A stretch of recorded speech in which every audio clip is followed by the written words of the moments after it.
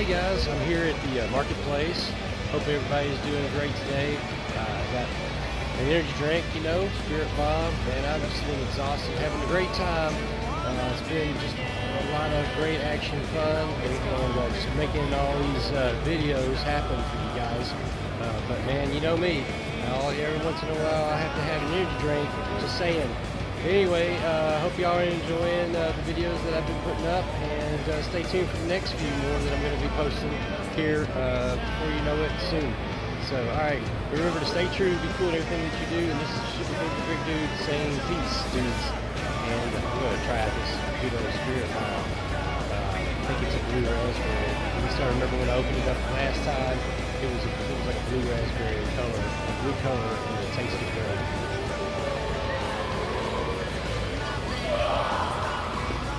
These are so good. It's like a red, it's red, man. It's like Super Saiyan red, dude. It's a cherry flavor instead of a blue raspberry. It's really good.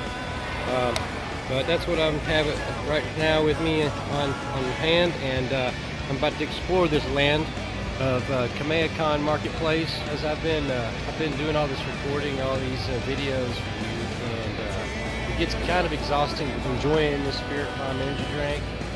Because hey, after everything that I've been through, it's time to fuel up. I've been run down, and now I need to power up. And the only way I know how I can do that is with some inspiration from Goku himself with the Spirit Bomb, so I can keep making these videos happen. And be sure you hit the like button and subscribe for much more cool action-packed Dragon Ball panel content, as I got many more. You'll see voice actors in the next several episodes. So yeah, I mean, hey, I gotta fusion up here. I gotta stay Kamehameha, and Super Saiyan. With the blue hair that I'm sporting these days. All right, anyway, great. Thanks for watching. Peace.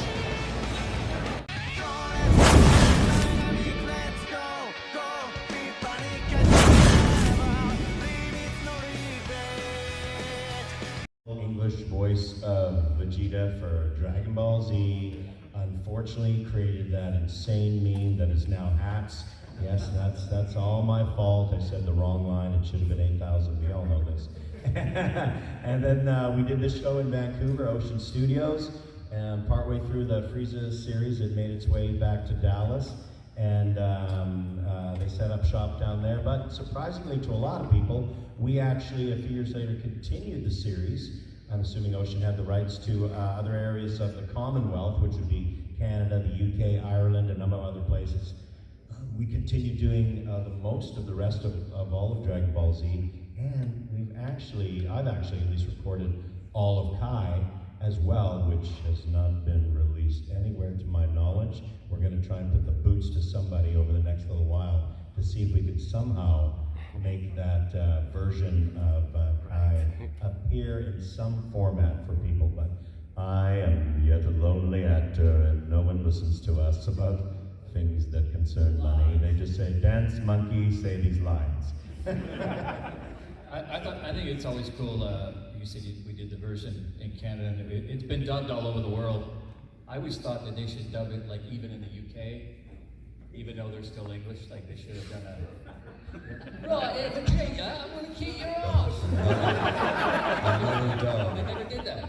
Well, and then you have a real reason to have a Prince Course. Where?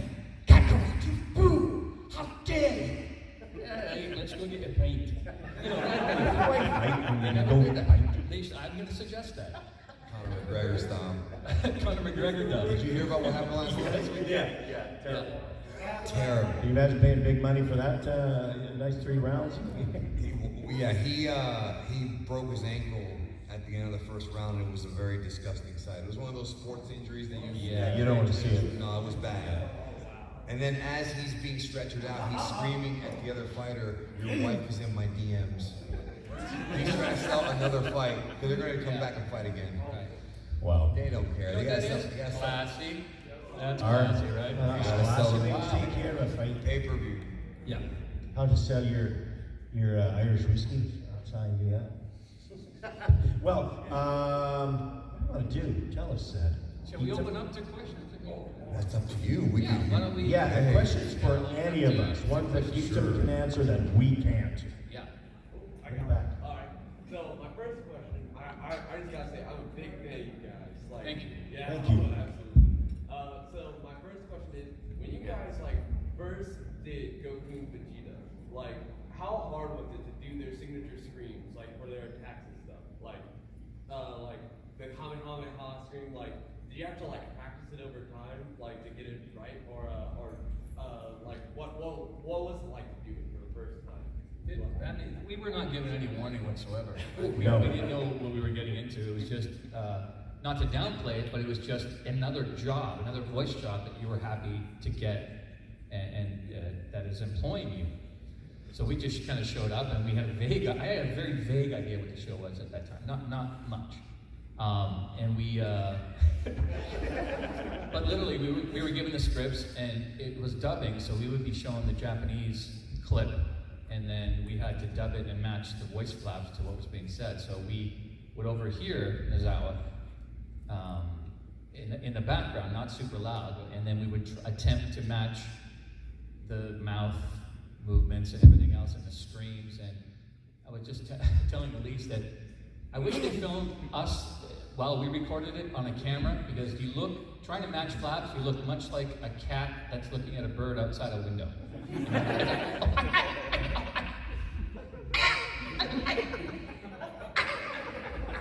That's how ugly we looked recording. That would be something else, actually. It'd be great to have video of some of those initial things. When we auditioned for these,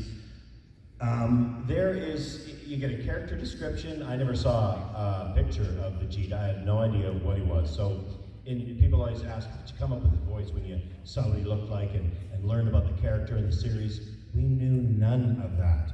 I didn't know. I'm like, what series? What is Dragon Ball? Who's he? What? I don't know what it is. I know it's a new show. I'm an actor. They said, go audition for this.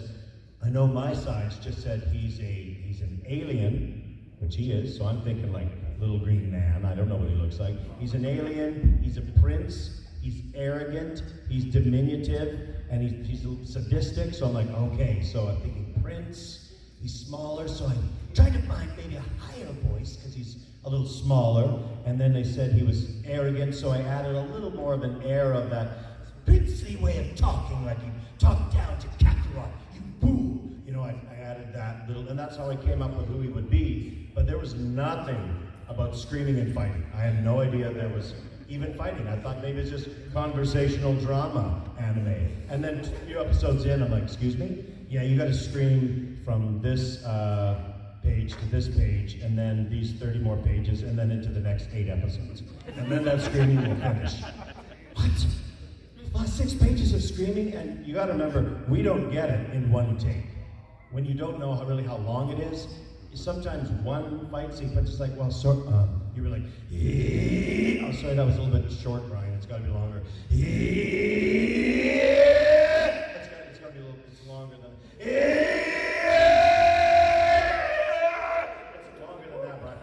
oh my God, you just over and over and over, you gotta do it, and your voice is trashed. So there's no practice, there's no training, you're making it up on the spot. And there was always screaming with everything, right? It's like, oh look, I dropped my pen. Did you have to scream with the pen? Yes. He does. Yes, he does. Yes, right here. With the screaming, how do you take care of your voice? How often are you in the booth doing your lines? It is difficult. When I started this show, I've told Danny this before. Early on, we have an actors union in Canada where we were working under a union agreement for this. But the union agreement said you could do a new series up to an 8-hour session. So we could work 8 hours on the show with an hour lunch break, but 8 hours. And this was the first show ever where I completely lost my voice. And that was on an 8-hour episode of doing Dragon Ball Z. After a number of actors were working on the show, they changed our union agreement that you could only do 4-hour sessions. So we can't do any longer than that now on a dubbing series at all. that's the longest you're allowed to do, and it's been better since then. But usually, it's water is about the best thing you can do. It's hydration is the main thing you can do to protect it. But yelling is the worst. Everyone always asks, how does that deep raspy voice hurt, or the screaming or whatever? It's that type of voice doesn't hurt. It's yelling. Yelling that type of voice doesn't hurt. And for me, the first few episodes we did, we were doing it chronologically through the script. So dialogue, scream, scream, scream. Another couple pieces of dialogue, scream, scream, scream, scream, scream, and going through it. And then by the end, my voice was shot and I couldn't do my lines by the end of the episode. And then they changed it. They said, okay, for this, the next day of recording, they said, we're going to do all your dialogue first, and then we're going to blow your throat out for 4 hours. Oh, wow. So that's what they did.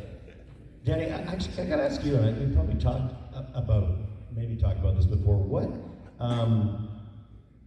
when you first saw it or heard it, or like, what drew you? Like when people are flicking through channels, go, what is this? Was it the fighting that drew people in, or the characters? Was like just hearing like crazy ass screaming? You're like, this is not on cartoons right now. Well, for me, I had actually discovered the show in a magazine. I was a big video game kid, and it showed this promo for this video game that was Japanese only, called Super Butoden. And it was the first time I saw Goku and the characters. Didn't really know what it was. Then I caught Dragon Ball in syndication, not Z, the older stuff. And I love treasure hunting shows, like Pirates of Dark Water. Y'all remember that show that had no ending? Yeah. Yeah, it never had an ending. And I love the 13 Ghosts of Scooby-Doo. Oh, yeah. Like, I love those shows. So finding, like, magical, like, I love Zelda, like, finding treasure and collecting it. So Dragon Ball was up my alley. But then all of a sudden Dragon Ball ended because they only dubbed 13 episodes. Yeah. And then Z started, so I kind of already liked Dragon Ball. And I started watching Z, and it was just, it's everything. It's just the way that, because Toriyama has a very distinct style where it's not really like anime, like traditional anime-esque. Yeah. You watch Sailor Moon, Inuyasha, they have a certain look to them. Dragon Ball looks like it's so unique. You know, a unique look to it. It's not like your classic, it's like a cartoonish anime, but then it gets serious. So it was everything. But really what I think it was a serialized show. And for us back then as kids, we rarely had those for kids. You know, Sopranos and Walking Dead and Breaking Bad, all those shows, you know, cliffhanger. Yeah. We had those Monster of the Week shows, Power Rangers, and, you know, even like X-Men had a few arcs. Dragon Ball was to be continued, to be continued, to be continued, to be continued, to be continued. And thankfully as kids we had like, it was Monday through Friday on Cartoon Network.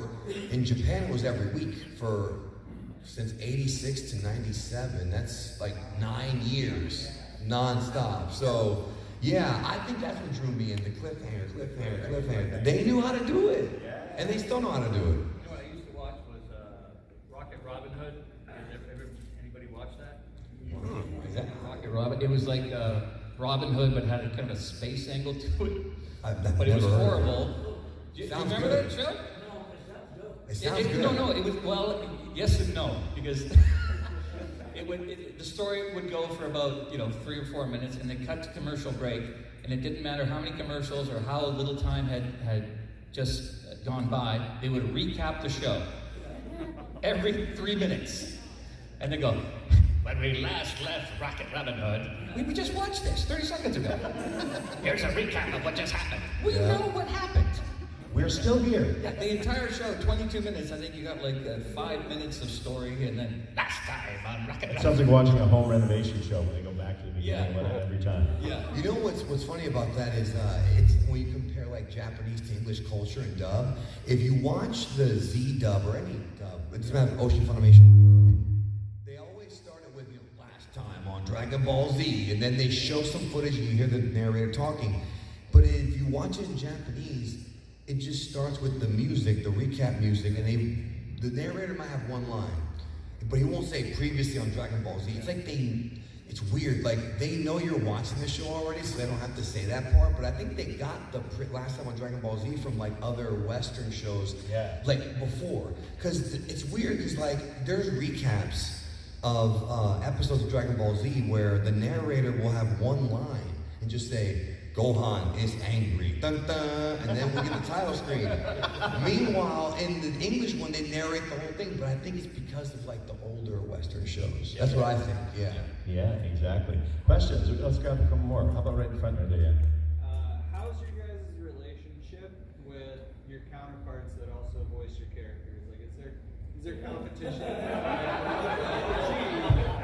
I hate my variant, man. The TVA and I are gonna take them out. And by the way, my variant is everybody on YouTube came after me. I'm kidding. How's the relationship with our other characters? Chris, you son. No. No, Chris and I get along really well. I'd love to see him way more often. Geez, I wish he worked in Canada. We'd probably be working on shows together all the time. I just never see him very often, but we communicate once in a while via Twitter or text or stuff like that. And he called me, I think I met him in person for the very first time at the first Kamehacon in 2018. I think Peter, were we at that one together the very first one? We went out for dinner with him the first night we arrived. So that was the very first time I met Chris, and he's a great guy. We get along really well, and to the point that shortly after that, the text came in, "Hey, Brian, there's this thing coming up, it's really cool. I don't know if you want to be in Super or not." I was like, "What? You want me to be in Dragon Ball Super?" "Yeah, there's got a super cool part coming up. Let me know if you're interested."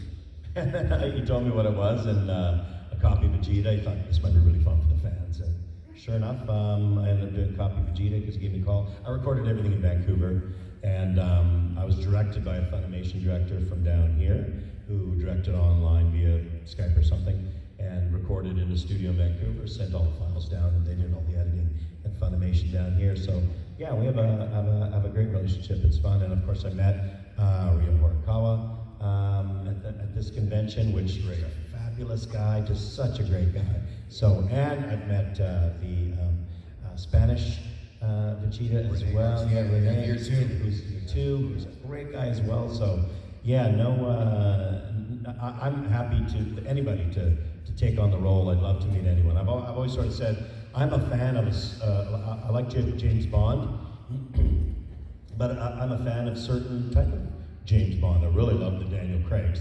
He's a great version. I was never really a Sean Connery guy because that's kind of early, but that's all still the same character. That doing different movies, and you can choose your own and be happy, but all those guys were still James Bond, and you might say your Bond was way better than. I always like to tell people to say, in my opinion, my favorite James Bond is whatever, as opposed to always having to say better or worse than. Your Vegeta's better than Sabat's, your Vegeta. No, just say the one that appeals to me the most is yours. That's the way that you're not having to put someone else down by saying one's better than the other. That's really true. And I get along great with everybody.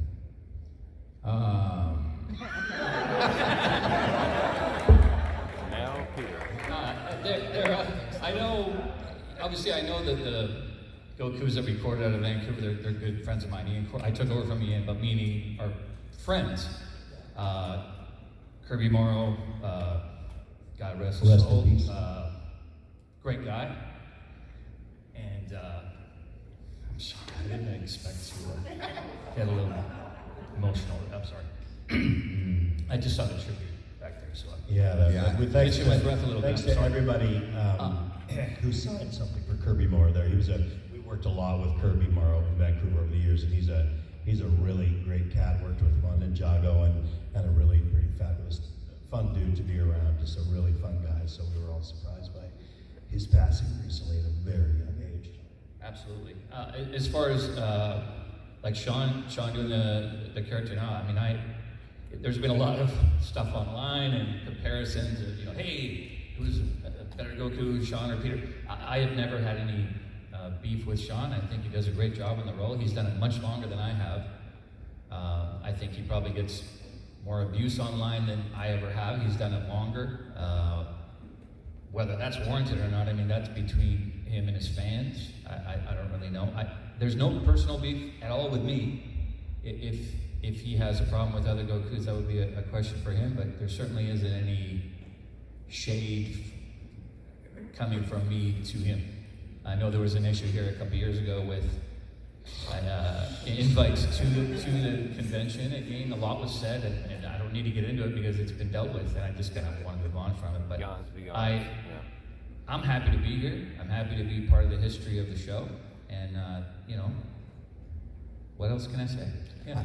We love you, Sean. Let's do dinner again. Come on, whoever's recording this. Come on, we went out for dinner in Vancouver one time. Sean, we love you, man.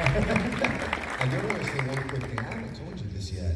I found out about Kirby from Sean.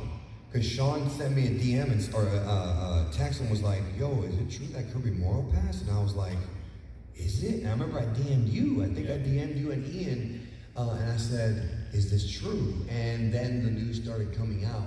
And I remember because Sean at one point did have like a Twitter disagreement with